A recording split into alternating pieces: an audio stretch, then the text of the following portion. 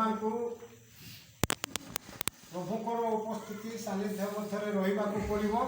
ବାକ୍ୟ ଆମମାନଙ୍କୁ କ'ଣ କରେ? ଅସତ୍ୟ ପଥରୁ ସତ୍ୟ ପଥକୁ କଢ଼େଇ ନିଏ, ଅନ୍ଧକାର ମଧ୍ୟରୁ ଆଲୋକ ମଧ୍ୟକୁ କଢ଼େଇ ନିଏ, ମୃତ୍ୟୁ ମଧ୍ୟରୁ ଜୀବନ ମଧ୍ୟକୁ କଢ଼େଇ ନିଏ। ଆଉ ଆମେ ସମସ୍ତେ ଜାଣିଛୁ ଦିଶା ପୁସ୍ତକ ତାର 55 3 ପଦରେ କ'ଣ ଲେଖା ହେଇଛି? କର୍ଣ୍ଣଟେର ଆମ୍ଭ ନିକଟକୁ ଆସ, ଶୁଣ, କହିଲେ ତୁମ୍ଭର ପ୍ରାଣ ବଞ୍ଚିବ। ଆମର ପ୍ରାଣ ବଞ୍ଚାଇବାକୁ ଯାଇ ଆମେ ପ୍ରଭୁଙ୍କର ବାକ୍ୟକୁ ଆମେ ଅତି ସୁନ୍ଦର ଭାବରେ ଶୁଣିବା ଆବଶ୍ୟକ। ଆମର କର୍ଣ୍ଣକୁ ଡେରିକି ଆମେ ଶୁଣିବା ନିହାତି ଆବଶ୍ୟକ।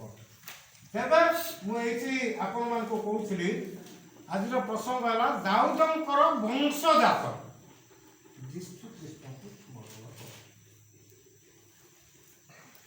ଏ ପଦ ମୁଁ କାହିଁକି ଆପଣମାନଙ୍କୁ କହିଲି? ଦାଉଦଙ୍କର ବଂଶଜାତ ଯୀଶୁ ଖ୍ରୀଷ୍ଟଙ୍କୁ ସ୍ମରଣ କର। ଦାଉଦଙ୍କର ବଂଶଜାତ ଯୀଶୁ ଖ୍ରୀଷ୍ଟ କେମିତି ହେଲେ? ଯଦି ଆପଣମାନେ ବଂଶାବଳୀ ଦେଖିବେ, ପ୍ରଭୁ ଯୀଶୁ ଖ୍ରୀଷ୍ଟଙ୍କର ବଂଶାବଳୀ ଦେଖିବେ, ଆଉ ମାଥ୍ୟୁ ପୁସ୍ତକ ତାର 1 ପର୍ବର ଯଦି ଏକ ପର୍ବର 1 ପଦ ଟିକେ ଦେଖିକି ଯିବେ, ଆପଣମାନେ ପାଇବେ 6 ପଦରେ ପାଇବେ ଯେ ପ୍ରଭୁ ଯୀଶୁ ଖ୍ରୀଷ୍ଟ ଦାଉଦଙ୍କର ବଂଶରେ ଜନ୍ମ ହୋଇଛନ୍ତି। ଆହୁରି ବି ପ୍ରାଞ୍ଜଳ ଭାବରେ ପାଇବେ ଆପଣମାନେ ସେଇ 1 ପର୍ବର 17 ପଦରେ ଆପଣମାନେ ପାଇବେ କେମିତି ଦାଉଦଙ୍କର ବଂଶରେ ପ୍ରଭୁ ଯୀଶୁ ଖ୍ରୀଷ୍ଟ ଜନ୍ମ ହୋଇଛନ୍ତି। ସେଟା ଆପଣମାନେ ପ୍ରାଞ୍ଜଳ ଭାବରେ ସେଠି ପାଇବେ। ତେବେ ଦାଉଦଙ୍କର ବଂଶରୁ କେମିତି ଜନ୍ମ ହେଲେ ଆମେ ଯଦି ସେଟା ଦେଖିବା, ସେଠି ପ୍ରାଞ୍ଜଳ ଭାବରେ ଲେଖା ହେଇଛି, ତେବେ ଦାଉଦଙ୍କର ବଂଶଜାତ ଯୀଶୁ ଖ୍ରୀଷ୍ଟକୁ ଆମେ ସ୍ମରଣ କରିବା। ଜଗତର ଲୋକମାନେ ପ୍ରତି ମୁହୂର୍ତ୍ତରେ ପ୍ରତି ଅବସ୍ଥାରେ କାହାକୁ ସ୍ମରଣ କରୁଛନ୍ତି? ପ୍ରଥମେ ମୋବାଇଲକୁ ସ୍ମରଣ କରୁଛନ୍ତି, ଟିଭିକୁ ସ୍ମରଣ କରୁଛନ୍ତି, ସିରିଏଲକୁ ସ୍ମରଣ କରୁଛନ୍ତି, ମଦକୁ ସିରିଏଲ ସ୍ମରଣ କରୁଛନ୍ତି, ବିଭିନ୍ନ ପ୍ରକାର ମଜା ମଜଲିସକୁ ସେମାନେ କ'ଣ କରୁଛନ୍ତି? ଅଧିକା ମନେ ପକାନ୍ତି। ଯଦି କୌଣସି ଲୋକ ଫିଲ୍ମଟିଏ ଦେଖିଥିବେ, ତେବେ ସେ ଫିଲ୍ମରେ ପୁରା ସେ ସେମିତି ରୋଲ୍ କରୁଥିଲା, ସେ ସେମିତି ହେଉଥିଲା, ସେଟାକୁ ମନେ ପକାଇବେ କି ନାହିଁ? ଯଦି ଆମ ମଧ୍ୟରୁ ଯଦି କୌଣସି ଭାଇ କିମ୍ବା ଭଉଣୀ ଆମମାନଙ୍କୁ ଛାଡ଼ି ଜଗତ ତ୍ୟାଗ କରି, ସେ ଇହ ଜଗତ ତ୍ୟାଗ କରି ପ୍ରଭୁଙ୍କ ନିକଟକୁ ଯାଇଛନ୍ତି, ତାଙ୍କୁ ବି ମନେ ପକାଉଥିବେ କି ନାହିଁ? ସବୁବେଳେ ସ୍ମରଣରେ ତାଙ୍କୁ ରଖୁଥିବେ। ଅନେକ ମା ମାନେ ତ ମୁଁ ଦେଖିଛି ମାସ ବର୍ଷ ଆଉ ମନେ ପକେଇ ସେମାନେ ବଡି ଭୋରୁ କାନ୍ଦୁଥିବେ। ମୁଁ ଅନେକ ମା ମାନଙ୍କୁ ଆଉ ସେ ବଡି ଭୋରରେ କାନ୍ଦୁଥିବା ଦେଖିକି ଶାନ୍ତି ସାନ୍ତ୍ୱନା ମଧ୍ୟ ଦେଇଛି। ମନେ ପକାଉଥିବେ, ଖାଲି ମନେ ପକାଉଥିବେ, ଯେତେ ବୁଝେଇଲେ ବି ସେମାନେ ବୁଝିବେ ନାହିଁ। କିନ୍ତୁ ମୋର ଭାଇ ଭଉଣୀମାନେ, ଏଇଟା ଜଗତର ବିଷୟ। ଜଗତରେ ଆମେ ମୋବାଇଲକୁ ମନେ ପକାଉଛୁ, ପ୍ରତି ମୁହୂର୍ତ୍ତରେ ମୋବାଇଲକୁ ଦେଖିକି ସାଙ୍ଗେ ସାଙ୍ଗେ କ'ଣ ଗୋଟେ ଦେଖୁଛୁ କି ଉଠୁ ମୁଣ୍ଡ ପଟ ରଖା ହେଇଯାଉଛି। ପ୍ରାୟ ଲୋକମାନେ ମୁଣ୍ଡ ପଟ ରଖନ୍ତି, ଉଠୁ ମୋବାଇଲରେ କ'ଣ ମେସେଜ ଆସିଛି, କ'ଣ ଇଏ ହେଇଛି, କ'ଣ ସାଙ୍ଗେ ସାଙ୍ଗେ ପ୍ରଥମେ ସେଟାକୁ ମନେ ପକାଉଛୁ। ତାପରେ କ'ଣ ମନେ ପକାଉଛୁ? ମଜା ମଜଲିସ୍ କଥାକୁ ମନେ ପକାଉଛୁ। ସିରିଏଲ, କାଲି ପୁରା ସିରିଏଲରେ ସେ ସେମିତି ରୋଲ୍ କରିଛି, ଆଜି ଏଇଟା ହବ ବୋଲି ମନେ ପକାଉଛୁ। ବେଶୀ କରି ମା ମାନେ ଆଜି ଏଇଟା ହବ, କାହିଁକି ହବ ଦେଖିବା, এই চিন্তাধারা আমাদের মধ্যে রয়েছে। কিন্তু প্রভু যীশু খ্রিস্টଙ୍କୁ ଆମେ ମନେ ପକାଉ ନା। ରବିବାର ଦିନ ଯେତେବେଳେ ଆସୁଛି, ଆମେ ଟିକେ ଗାଧୁଆ ପାଧୁଆ କରୁଛୁ, ଘଣ୍ଟାର ଶବ୍ଦ ଶୁଣି ରବିବାର ଦିନ ଜାଣି ଆମେ ଟିକେ କ'ଣ ହଉଛୁ? ଟିକେ ଗାଧୁଆ ପାଧୁଆ ହେଇକି ଡ୍ରେସ୍ ପୋଷାକ ପିନ୍ଧିକି, ନାଇଁ ଆଜି ପୁରା ଗିର୍ଜା ଯିବା ବୋଲିକି ଆମେ ଯାଉଛୁ। ସପ୍ତାହକୁ ଥରେ ପ୍ରଭୁଙ୍କୁ ଟିକେ ମନେ ପକାଉଛୁ, ସପ୍ତାହକୁ ଥରେ ପ୍ରଭୁଙ୍କୁ ଟିକେ ମନେ ପକାଉଛୁ। ଆଉ କେତେ ସମୟ ରହୁଛୁ? 2 ଘଣ୍ଟା ଖଣ୍ଡେ ରହୁଛୁ ବେଶୀ। ରବିବାର ଦିନ 2 ଘଣ୍ଟା ଆସିକି ଟିକେ ବସୁଛୁ, ଆଉ ପ୍ରଭୁଙ୍କୁ ମନେ ପକାଉଛୁ, ତାପରେ ବଢ଼େଇ ଯାଉଛୁ। Hallelujah, hallelujah, hallelujah, hallelujah, hallelujah, hallelujah, hallelujah. ଏବେ ଆମେ ସିରିଏଲକୁ ଯେଉଁ ମନେ ପକାଉଛୁ, ସିରିଏଲ ଆମକୁ କ'ଣ ଦେଇଛି? मोबाइल को जो आम मन पकाऊ मोबाइल आमको कौन देउछि कि किंतु हमर प्रभु यीशु ख्रीष्ट कौन करछथि आमे जते बेला आगर उपाय बोले किछि नथिला आ सेही समय उपाय स्वरूपे मो पाई आपण मान को पाई जगत वासी को पाई जगत लोक को उद्धार करबा पाई से कौन कले अपना शरीर को खंड विखंड कर अपना शरीर रक्त धार धार होई धरिला अपना मुकुट रे कंतार टुकि पिंधिले आ अनेक दुख कष्ट सब सहिले खाली दुख कष्ट सहिले रही शेष रे मो पाई आपण मान को पाई से अपना प्राण को देले से ईश्वर को आम कौन करूँ दाऊदंकर वंशजात प्रभु यीशु ख्रीष्ट को आम कहीं मन पकईवा तार पदपर्व आप देखो पुस्तक तार 5 पर्वर 6 पद टी आप देखो रमी पुस्तक 5 पर्वर 6 पद अति सुंदर भाव लिखाई कारण आम मैंने जिते बड़े निरुपाय थिलु उपाय से हेले उद्धार कले रक्षा कले आम को परित्राण साधन करे किंतु से ईश्वर को भूली जाऊँगी आपण मैंने भूली जाऊँ प्रत्येक अवस्था प्रत्येक मुहूर्त आम मोबाइल को टीवी को आ फिल्म को जगत विभिन्न प्रकार रंग रस को मने खाली सेटिक ना ये गोटे पद को कहली आपण जे आमर उपास रूप कि से कौन है निजर प्राण देले से होती प्राण दिया बंधु आ प्राण दिया बंधु जगत रे कहीं नांती ख्रीष्टन मोर भाई भौणी माने आपण मान जदि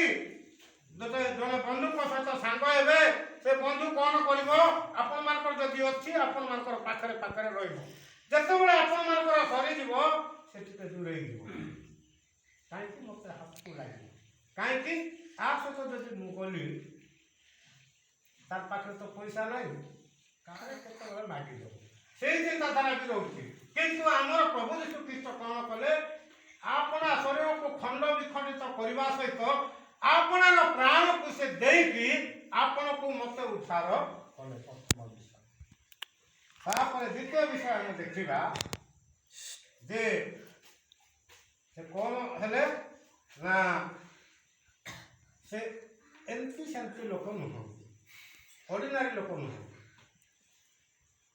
स्वर्ग पुणी ताकर सिंहासन पृथ्वी ताकर पाद पीठ स्वर्ग केते दूर आम जानी आपण मन जानी सब मु भी जानी ना केही भी जानी बारे केते दूर स्वर्ग स्वर्ग तांकर सिंहासन पृथ्वी तांकर पाद पीठ से कोन छोटका के लोक नुह विषय पुस्तक 66 रो एक पद जदि देखिबे सेठी अति सुंदर भाव में लिखा है स्वर्ग तांकर सिंहासन पृथ्वी तांकर पाद पीठ hallelujah hallelujah hallelujah hallelujah hallelujah से छोटपटिया लोक नहंती तेणु आमे ताको कोन करबा निहाती मने पकेइबा जगतर समस्त लोकंक ठारू से भयंकर ईश्वर अटंती से छोट काटे नहंती भयंकर माने भयंकर आमे देखिबा निमिया तार 4 पर्वर 14 पद टिके पढ़िबा निम्न पुस्तक तार 4 पर्वर 14 पद टिके पढ़िबा विशेष चाहूँगी तेज पढ़ी साहाय्य करेंगे मानव अध्यक्ष मानव ओ अन्य लोक कहले तुम्हें मैंने से विषय भीत हो ना प्रभु स्मरण कर से महान ओ भयंकर अटंती आओ तुम्हें मैंने अपना अपना भातृगण पुत्र और कन्यागण अपना अपना भाईचारा और गृह निमंत्रण युद्ध कर Hallelujah. Hallelujah. Praise the Lord. Praise the Lord. Praise the Lord. Praise the Lord. Praise the Lord. निम्या से गोटे दृष्टि पास करते काकू देखुछंती कुलीन मानक देखुछंती कुलीन माने कहले किए धनीशाली लोक मानक से देखुछंती जगतर धनीशाली लोक मानक से देखुछंती तापर काकू देखुछंती अध्यक्ष मानक देखुछंती अध्यक्ष मानक बोले कोन बड़ लोकिया लोक माने जो माने राजनेता माने से मानक ଦେଖୁଛନ୍ତି, କିନ୍ତୁ ସେମାନଙ୍କ ତୁଳନାରେ ଆମର ପ୍ରଭୁ ଯୀଶୁ ଖ୍ରୀଷ୍ଟ ସେ ମହାନ ଆଉ ଭୟଙ୍କର ପରମେଶ୍ୱର ଅଟନ୍ତି। ଆମେ ଜାଣିଛୁ ଯେ ଆମର ଯିଏ ପ୍ରଧାନମନ୍ତ୍ରୀ ଅଛନ୍ତି, ବର୍ତ୍ତମାନର ପ୍ରଧାନମନ୍ତ୍ରୀ, ସେ ଜଣେ ମହାନ ବ୍ୟକ୍ତି କି ନାହିଁ? ଭାରତ ବର୍ଷର ଜଣେ ମହାନ ବ୍ୟକ୍ତି, କିନ୍ତୁ ସେ ଗୋଟିଏ ଦେଶ ପାଇଁ ମହାନ। କିନ୍ତୁ ଆମମାନଙ୍କର ପ୍ରଭୁ ଯୀଶୁ ଖ୍ରୀଷ୍ଟ ସେ ସାରା ପୃଥିବୀ ପାଇଁ ସେ ମହାନ ଆଉ ଭୟଙ୍କର ପରମେଶ୍ୱର ଅଟନ୍ତି। Hallelujah, hallelujah, hallelujah, hallelujah, hallelujah. ପୃଥିବୀ ପାଇଁ ସେ ମହାନ ଆଉ ଭୟଙ୍କର ପରମେଶ୍ୱର। ତେଣୁ ଆମେ ତାଙ୍କୁ ମନେ ପକାଇବା। ଖାଲି ମନେ ପକାଇବା, ମନେ ପକାଇବା, ମନେ ପକାଇବା ଆମେ କହୁଥିବା। ଖ୍ରୀଷ୍ଟର ମୋର ଭାଇ ଓ ଭଉଣୀମାନେ, ମୁଁ କହୁଥିଲି ଯେ କରୁଣା ଭାଇ ମୁଁ ସବୁବେଳେ ତମକୁ ମନେ ପକାଉଛି, କରୁଣା ଭାଇ ମୁଁ ସବୁବେଳେ ମନେ ପକାଉଛି, କରୁଣା ଭାଇ ସବୁବେଳେ ମୁଁ ମନେ ପକାଉଛି କହୁଛି, କିନ୍ତୁ କରୁଣା ଭାଇଙ୍କ ସହିତ କଥା ହେଉନଥିଲି, କରୁଣା ଭାଇକୁ ଟିକେ ଫୋନ୍ କରି ପଚାରୁନଥିଲି, କି ଆମମାନଙ୍କର ଏ ମଣ୍ଡଳୀର କାହା ନାଁ ମୁଁ ଟିକେ ଜାଣିନାହିଁ, କାହାକୁ ଭାଇଙ୍କ ସହିତ କଥା ହେଉନଥିଲି। ତେବେ ମନେ ପକାଉଛି ବୋଲି ତାର ପ୍ରମାଣ ଅଛି କି? କିଛି ନାହିଁ। ଯଦି ପ୍ରଭୁ ଯୀଶୁ ଖ୍ରୀଷ୍ଟଙ୍କୁ ଆମେ ମନେ ପକାଉଛୁ, ତେବେ ଆମକୁ କ'ଣ ହେବାକୁ ପଡ଼ିବ? ପ୍ରତିଦିନ, ପ୍ରତି ଅବସ୍ଥାରେ, ପ୍ରତି ମୁହୂର୍ତ୍ତରେ ତାଙ୍କ ସହିତ ଆମକୁ କଥା ହେବାକୁ ପଡ଼ିବ। ନେଇକି ଚଲ। Hallelujah, hallelujah, hallelujah, hallelujah, hallelujah. ପ୍ରତି ମୁହୂର୍ତ୍ତରେ, ପ୍ରତି ଅବସ୍ଥାରେ ଆମକୁ କ'ଣ କରିବାକୁ ପଡ଼ିବ? ତାଙ୍କ ସହିତ କଥା ହେବାକୁ ପଡ଼ିବ। ଖାଲି କଥା ହେବାକୁ ପଡ଼ିବ ନାହିଁ, ଉପାସନାକୁ ଯିବାକୁ ପଡ଼ିବ, ଆରାଧନାକୁ ଯିବାକୁ ପଡ଼ିବ, ସଭାକୁ ଯିବାକୁ ପଡ଼ିବ, ସମିତିକୁ ଯିବାକୁ ପଡ଼ିବ, ବିଭିନ୍ନ ପ୍ରକାର କାର୍ଯ୍ୟକ୍ରମରେ ଆମକୁ କ'ଣ କରିବାକୁ ପଡ଼ିବ? ଭାଗ ନେବାକୁ ପଡ଼ିବ। ତେବେ ଆମେ ପ୍ରଭୁ ଯୀଶୁ ଖ୍ରୀଷ୍ଟଙ୍କୁ ମନେ ପକାଉଛୁ, ନହେଲେ ଆମେ ଜଗତକୁ ହିଁ ମନେ ପକାଉଛୁ। ପ୍ରଭୁ ଯୀଶୁ ଖ୍ରୀଷ୍ଟଙ୍କୁ ମନେ ପକାଇବା ପରିବର୍ତ୍ତେ ଆମେ ଜଗତକୁ ହିଁ ମନେ ପକାଉଛୁ ବୋଲି ଆମେ କହିବା। ଆମେ ପ୍ରଭୁ ଯୀଶୁ ଖ୍ରୀଷ୍ଟଙ୍କୁ ମନେ ପକାଇବାକୁ ହେଲେ ଆମକୁ କ'ଣ କରିବାକୁ ପଡ଼ିବ? ଧର୍ମ କର୍ମ ସାଧନ କରିବାକୁ ପଡ଼ିବ। ଧର୍ମ କର୍ମ କହିଲେ କ'ଣ? ଆପଣମାନେ ସମସ୍ତେ ଜାଣିଛନ୍ତି। ଧର୍ମ କର୍ମ କହିଲେ କ'ଣ? ଆମେ ଯେହେତୁ ପ୍ରଭୁଙ୍କୁ ଜାଣିଛୁ, ଖ୍ରୀଷ୍ଟ ଧର୍ମର ଲୋକ, ଆମକୁ କ'ଣ କରିବାକୁ ପଡ଼ିବ? ଉପାସନାକୁ ଯିବାକୁ ପଡ଼ିବ, ଗିର୍ଜାକୁ ଯିବାକୁ ପଡ଼ିବ, ସନ୍ଧ୍ୟା ଉପାସନାକୁ ଯିବାକୁ ପଡ଼ିବ, ବାଇବେଲ ଅଧ୍ୟୟନ କରିବାକୁ ପଡ଼ିବ, ଉପବାସ ପ୍ରାର୍ଥନା କରିବାକୁ ପଡ଼ିବ, ସନ୍ଧ୍ୟା ଉପାସନା କରିବାକୁ ପଡ଼ିବ। ପ୍ରତିଟି ମୁହୂର୍ତ୍ତରେ ଆମକୁ କ'ଣ କରିବାକୁ ପଡ଼ିବ? ପ୍ରଭୁଙ୍କ ସହିତ ରହିବାକୁ ପଡ଼ିବ। ତେବେ ଆମେ କ'ଣ ପ୍ରଭୁ ଯୀଶୁ ଖ୍ରୀଷ୍ଟକୁ ମନେ ପକାଉଛୁ, ନହେଲେ ଆମେ ଜଗତକୁ ମନେ ପକାଉଛୁ। ପ୍ରଭୁ ଯୀଶୁ ଖ୍ରୀଷ୍ଟକୁ ମନେ ପକାଇବା ପାଇଁ ହେଲେ ଆମେ ନିଶ୍ଚିତ କିଛି କର୍ମ କରିବାକୁ ପଡ଼ିବ। ଆମେ ସମସ୍ତେ ଜାଣିଛୁ, ଯାକୋବ ପୁସ୍ତକ ତାର 2 ପର୍ବର 26 ପଦରେ ଲେଖା ହେଇଛି, କର୍ମ ବିନା ବିଶ୍ୱାସ ମୂର୍ଖ। ଆମେ ଯଦି ଏସବୁ କର୍ମ ନ କରିବା, ଆମେ ଯେଉଁ ପ୍ରଭୁ ଯୀଶୁ ଖ୍ରୀଷ୍ଟଙ୍କୁ ବିଶ୍ୱାସ କରିଛୁ ସେଟା ବୃଥା। ସେ ବିଶ୍ୱାସ ଆଉ ରହିବ ନାହିଁ। ରହିବ କି ଆଜ୍ଞା? ରହିବ ନାହିଁ। ଆମେ ଯଦି ଗିର୍ଜା ଯାଉନଥିବା, ଆମେ ଯଦି ଉପାସନା ଯାଉନଥିବା, ଆମେ ଯଦି ତାଙ୍କଠାରେ ପ୍ରାର୍ଥନା କରୁନଥିବା, ତେବେ ସେ ବିଶ୍ୱାସ ରହିବ କି? ନାହିଁ। ଆସ୍ତେ ଆସ୍ତେ ଆସ୍ତେ ଆସ୍ତେ କ'ଣ ହେବ? କମି କମି କମି କମି ଯିବ। ଲାଷ୍ଟକୁ ଆମେ କ'ଣ ହେବା? ପ୍ରଭୁଙ୍କ ଉପରେ ଆମେ ବିଶ୍ୱାସ କରିବା ନାହିଁ। ତେଣୁ ଦାଉଦଙ୍କର ବଂଶଜାତ ପ୍ରଭୁ ଯୀଶୁ ଖ୍ରୀଷ୍ଟଙ୍କୁ ଆମକୁ ସ୍ମରଣ କରିବାକୁ ପଡ଼ିବ। ପ୍ରଭୁ ଯୀଶୁ ଖ୍ରୀଷ୍ଟଙ୍କୁ ସ୍ମରଣ କରିବାକୁ ହେଲେ ଆମକୁ କ'ଣ କରିବାକୁ ପଡ଼ିବ? ସବୁବେଳେ ମାନେ ପ୍ରାର୍ଥନା ଗିର୍ଜା ସବୁ କିଛି କରିବାକୁ ପଡ଼ିବ। ସେଥିପାଇଁ ମାଥି ପୁସ୍ତକ ତାର 6 ପର୍ବର 33 ପଦରେ ଲେଖା ହେଇଛି, ପ୍ରଥମେ ତାହାଙ୍କର ରାଜ୍ୟ ଆଉ ଧାର୍ମିକତା ଅନ୍ୱେଷଣ କର, ତାପରେ ଆମେ ଏଇ ଜଗତର ସମସ୍ତ ବିଷୟ ଆମେ ପାଇପାରିବା। ମୁଁ ହଉ, ଆପଣମାନେ ହଉ, ଆମେ ଯଦି ପ୍ରଭୁରେ ଅଛୁ, ପ୍ରଭୁଙ୍କୁ ଭୟ କରୁଛୁ, ତାଙ୍କର ରାଜ୍ୟ ଆଉ ଧାର୍ମିକତା ଅନ୍ୱେଷଣ କରୁଛୁ, ପ୍ରଭୁ ଆମକୁ କ'ଣ ଯୁବା ସିଂହର ଖାଦ୍ୟର ଅଭାବ ହେବ। କିନ୍ତୁ ଯେଉଁମାନେ ପ୍ରଭୁଙ୍କ ଠାରେ ବିଶ୍ୱାସ କରନ୍ତି, ଭରସା କରନ୍ତି, ସେମାନଙ୍କର କୌଣସି ଅଭାବ ଦେଖାଯିବ ନାହିଁ। ଖାଲି ଆମେ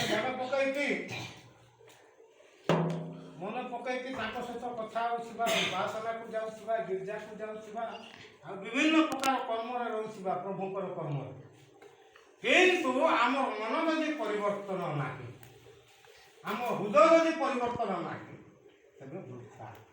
ଆମଙ୍କର ମନକୁ ବି ପରିବର୍ତ୍ତନ କରିବାକୁ ପଡ଼ିବ। ମୋର ମନକୁ ମୁଁ ପରିବର୍ତ୍ତନ କରିବା ଆବଶ୍ୟକ, ଆପଣମାନଙ୍କର ମନକୁ ଆପଣମାନେ ପରିବର୍ତ୍ତନ କରିବା ଆବଶ୍ୟକ। ଯେତେ ଲୋକ ପ୍ରଭୁଙ୍କୁ ଜାଣିଛନ୍ତି ସମସ୍ତେ କ'ଣ ହେବା ଆବଶ୍ୟକ, ଆମଙ୍କର ମନକୁ ପରିବର୍ତ୍ତନ କରିବାକୁ ପଡ଼ିବ। ଜଣେ ପାଳକ କହୁଥିଲେ, ସବୁବେଳେ କହନ୍ତି ସେଟା ଯେ ଆଗରେ ଦେଖିଲେ ଯେନ୍ତା, ପଛରେ ଦେଖିଲେ ସେନ୍ତା। ଏ କଥା ସେ ପାଳକ ଜଣେ ସବୁବେଳେ କହନ୍ତି। ମୁଁ ହସେ ବି, ଆଉ ପ୍ରକୃତ ଏଇଟା ସତ କଥା କହେ। ଆମେ ହିନ୍ଦୁ ଥିଲା ସମୟରେ ଯେମିତି ଥିଲୁ, ଖ୍ରୀଷ୍ଟିଆନ ହେଲା ସମୟରେ ଯଦି ସେଇ ଅବସ୍ଥା ରହିବା, ତେବେ ଆମର ମନ ପରିବର୍ତ୍ତନ ହେଇଛି, ଆମ ହୃଦୟ ପରିବର୍ତ୍ତନ ହେଇଛି। ଆମକୁ କ'ଣ କରିବାକୁ ପଡ଼ିବ? ଯଦି ପ୍ରଭୁ ଯୀଶୁ ଖ୍ରୀଷ୍ଟଙ୍କୁ ସ୍ମରଣ କରିବାକୁ ଆମେ ଯାଉଛୁ, ତେବେ ଆମକୁ କ'ଣ କରିବାକୁ ପଡ଼ିବ? ଆମଙ୍କର ମନକୁ, ହୃଦୟକୁ ପରିବର୍ତ୍ତନ କରିବାକୁ ପଡ଼ିବ। ଆପଣମାନେ ଦେଖନ୍ତୁ, ମାଟି ପୁସ୍ତକ ତାର 2 ପର୍ବରେ ଅତି ସୁନ୍ଦର ଭାବରେ ଲେଖାଯାଇଛି ଯେ ମନ ପରିବର୍ତ୍ତନ କରୁ ବୋଲିକି ଲେଖା ହେଇଛି। ଟିକେ ପଢ଼ନ୍ତୁ, ମାଟି ତାର 3:2। ହାଲେଲୁୟା। ଭାଇ ଭଉଣୀମାନେ, ଆଜିକାଲି ଅନେକ ଭାଇ ଭଉଣୀମାନେ ଅଛନ୍ତି, ପ୍ରଭୁଙ୍କର ଆଗମନ ଆସିବ, ସେ ପାଖାପାଖି ମନ ପରିବର୍ତ୍ତନ ହେବେ। ଏବେ କିଛି ଆବଶ୍ୟକ ନାହିଁ। ଆମ ମଣ୍ଡଳୀରେ କେତେ ଜଣ ଅଛନ୍ତି, ମୁଁ କହିବି, ରେ ବାବୁ ତୋର ତ ବୟସ ହେଇଗଲା, ତୁ ତ ଗୋଟେ ସାବାଳକ ହେଇଗଲୁ, ଆଉ ତ ନିହାତି ମନ ପରିବର୍ତ୍ତନ କରି ବାପ୍ତିସ୍ମ ନେବା ନିହାତି ଆବଶ୍ୟକ। ନାଇଁ ଆଜ୍ଞା, ଆଉ କିଛି ଦିନ ଯାଉଥା, ନାଇଁ ଆଜ୍ଞା ଆଉ କିଛି ଦିନ ଯାଉଥା, ତାର ମାନେ ମୁଁ ପାପ କରୁଥିବି, ଏଇ ଚିନ୍ତାଧାରା ଆମମାନଙ୍କ ମଧ୍ୟରେ ରହିଛି। କିନ୍ତୁ ଆମକୁ କ'ଣ କରିବାକୁ ପଡ଼ିବ? ମନ ପରିବର୍ତ୍ତନ କରିବାକୁ ପଡ଼ିବ। ଯେହେତୁ ଆମେ ଯୀଶୁ ଖ୍ରୀଷ୍ଟଙ୍କୁ ସ୍ମରଣ କରୁଛୁ, ଯୀଶୁ ଖ୍ରୀଷ୍ଟଙ୍କର ସନ୍ତାନ ସନ୍ତତି ଅଛି, ତେଣୁ ଆମକୁ କ'ଣ କରିବାକୁ ପଡ଼ିବ? ମନ ପରିବର୍ତ୍ତନ କରିବାକୁ ପଡ଼ିବ। ତା ସହିତ କ'ଣ କରିବାକୁ ପଡ଼ିବ? ପାର୍ଥିବ ବିଷୟରେ ଆସକ୍ତ ନ ହୋଇ ଊର୍ଦ୍ଧ୍ୱସ୍ଥ ବିଷୟରେ ଆସକ୍ତ ହେବାକୁ ପଡ଼ିବ। ପାର୍ଥିବ ବିଷୟ ବିଭିନ୍ନ ପ୍ରକାର ରଙ୍ଗମଞ୍ଚ, ଜଗତର ବିଭିନ୍ନ ପ୍ରକାର ରଙ୍ଗମଞ୍ଚରୁ ଆମକୁ ଦୂରରେ ରହି ପ୍ରଭୁଙ୍କ ଆଧ୍ୟାତ୍ମିକ ଚେତନାରେ ଆମକୁ ବଢ଼ିବାକୁ ପଡ଼ିବ। କିନ୍ତୁ ବର୍ତ୍ତମାନ ମଧ୍ୟ ଖ୍ରୀଷ୍ଟିଆନ ଲୋକମାନେ ଅଛନ୍ତି, ଆମର କୋଟଗଡ଼ରେ ଦଶହରା ବହୁତ ବଡ଼ ମାନେ ଧୁମଧାମରେ ପାଳନ ହୁଏ। ବାଲିଗୁଡ଼ାରେ ବି ଏତେ ଭଲ ହୁଏ, କୋଟଗଡ଼ରେ ବହୁତ ଭଲରେ ହୁଏ। ପ୍ରାୟ 15 ଦିନ 20 ଦିନ ବିଭିନ୍ନ ପ୍ରକାର ନାଟକ, ଅପେରା, ମେଲୋଡ଼ି, ରାମାୟଣ ସବୁ କିଛି ହେଉଛି। ଆମର ଖ୍ରୀଷ୍ଟିଆନ ଲୋକମାନେ ଅନେକ ଅଛନ୍ତି, ଯେଉଁମାନଙ୍କର ମନ ପରିବର୍ତ୍ତନ ନାହିଁ। ଯେଉଁମାନେ ପାର୍ଥିବ ବିଷୟରେ ଆସକ୍ତ, ସେମାନେ ପ୍ରତିଦିନ କ'ଣ ହେବେ? ରଙ୍ଗମଞ୍ଚ ଦେଖିବା ପାଇଁ ଯିବେ। କିନ୍ତୁ ଖ୍ରୀଷ୍ଟନ ମୋର ଭାଇ ଓ ଭଉଣୀମାନେ, ସେ ପ୍ରଭୁ ଯୀଶୁ ଖ୍ରୀଷ୍ଟଙ୍କୁ ସ୍ମରଣ କରୁନାହିଁ, ସେ ଜଗତକୁ ସ୍ମରଣ କରୁଛି। ସେ ପ୍ରଭୁ ଯୀଶୁ ଖ୍ରୀଷ୍ଟଙ୍କୁ ସ୍ମରଣ କରୁନାହିଁ, ଜଗତକୁ ସ୍ମରଣ କରୁଛି। ତେଣୁ ମୋର କହିବାର ଉଦ୍ଦେଶ୍ୟ, ଆମେ ଯଦି ପ୍ରଭୁ ଯୀଶୁ ଖ୍ରୀଷ୍ଟଙ୍କୁ ନିଜର ବ୍ୟକ୍ତିଗତ ତ୍ରାଣକର୍ତ୍ତା ଭାବରେ ଗ୍ରହଣ କରିଛୁ, ତେବେ ଆମକୁ କ'ଣ କରିବାକୁ ପଡ଼ିବ? ଦାଉଦଙ୍କର ବଂଶଜାତ ପ୍ରଭୁ ଯୀଶୁ ଖ୍ରୀଷ୍ଟଙ୍କୁ ସ୍ମରଣ କରିବାକୁ ପଡ଼ିବ। ତାଙ୍କର ରାଜ୍ୟ ଆଉ ଧାର୍ମିକତାକୁ ଅନ୍ୱେଷଣ କରିବାକୁ ପଡ଼ିବ। ମନକୁ ପରିବର୍ତ୍ତନ କରିବାକୁ ପଡ଼ିବ, ହୃଦୟକୁ ପରିବର୍ତ୍ତନ କରିବାକୁ ପଡ଼ିବ, ଆଉ ଆଗକୁ ଆମେ ବଢ଼ିବାକୁ ପଡ଼ିବ। ତେବେ ପ୍ରଭୁ ଆମକୁ କ'ଣ କରିବେ? ଆଶୀର୍ବାଦ କରିବେ, ଆଉ ସେ କ'ଣ କରିବେ? ଆମେ ସମସ୍ତଙ୍କୁ ପରିତ୍ରାଣର ଅଧିକାରୀ କରିବେ। ସତ ଯେତେବେଳେ ତାଙ୍କର ଦ୍ୱିତୀୟ ଆଗମନ ହେବ, ସେହି ସମୟରେ ଆମେ କ'ଣ ହେବା? ତାଙ୍କ ପାଖକୁ ମହା ଆଡ଼ମ୍ବର ସେଇଠି ରହିବା। ଯଦି ଆମେ ପାର୍ଥିବ ବିଷୟରେ ଆସକ୍ତ ଥିବା, ତେବେ ଅବଶ୍ୟ ଆମେ ସମସ୍ତଙ୍କର କ'ଣ ହେବ? ଦେହାନ୍ତ ହେବ। ଦେହାନ୍ତ ହେଲା ପରେ ଆମେ ଯେତେବେଳେ ତାଙ୍କ ପାଖକୁ ଯିବା, ସେ ଆମକୁ କ'ଣ କରିବେ? ତାଙ୍କର ବାଁ ପାଖରେ, ଡାହାଣ ପାଖରେ କହିଲେ ସ୍ୱର୍ଗ ରାଜ୍ୟ, ବାଁ ପାଖ କହିଲେ ନରକ, ସେ ନରକକୁ ଆମକୁ ପଠାଇବେ। ତେବେ ଆମର କି ଲାଭ ହେବ? ତେଣୁ ଖ୍ରୀଷ୍ଟ ମୋର ଭାଇ ଓ ଭଉଣୀମାନେ, ଆମେ ମନ ପରିବର୍ତ୍ତନ କରିବାକୁ ଯାଇ ଆମେ ପ୍ରଭୁ ଯୀଶୁ ଖ୍ରୀଷ୍ଟଙ୍କୁ ସ୍ମରଣ କରିବାକୁ ଯାଇ ମନ ପରିବର୍ତ୍ତନ କରୁ, ତାଙ୍କର ରାଜ୍ୟ ଆଉ ଧାର୍ମିକତାକୁ ଅନ୍ୱେଷଣ କରୁ, ପାର୍ଥିବ ବିଷୟରେ ଆସକ୍ତ ନ ହୋଇ ଊର୍ଦ୍ଧ୍ୱସ୍ଥ ବିଷୟରେ ଆସକ୍ତ ହଉ। ତେବେ ପ୍ରଭୁ ଆମେ ସମସ୍ତଙ୍କୁ ଆଶୀର୍ବାଦ କରିବେ, ଅନୁଭବ କରିବେ ଆଉ ବିଶେଷ କରି ତାଙ୍କର ସନ୍ତାନ ସନ୍ତତି କରି ଆଶୀର୍ବାଦର ପାତ୍ର ପାତ୍ର କରି ଏହି ଜଗତରେ ରଖିବେ ଏବଂ ଯେତେବେଳେ ତାଙ୍କର ଦ୍ୱିତୀୟ ଆଗମନ ହେବ ସେହି ସମୟରେ ଆମେ ମେଘମାଳରେ ତାହାକୁ ଦେଖି ମହାଆନନ୍ଦରେ ସ୍ୱର୍ଗ ରାଜ୍ୟରେ ମଧ୍ୟ ଆମେ ପ୍ରବେଶ କରିପାରିବା। ପ୍ରଭୁ ଏହି କ୍ଷୁଦ୍ର ବାକ୍ୟ ଦେଇ ଆମେ ପ୍ରତ୍ୟେକଙ୍କୁ ଆଶୀର୍ବାଦ କରୁଛୁ। ହାଲେଲୁୟା।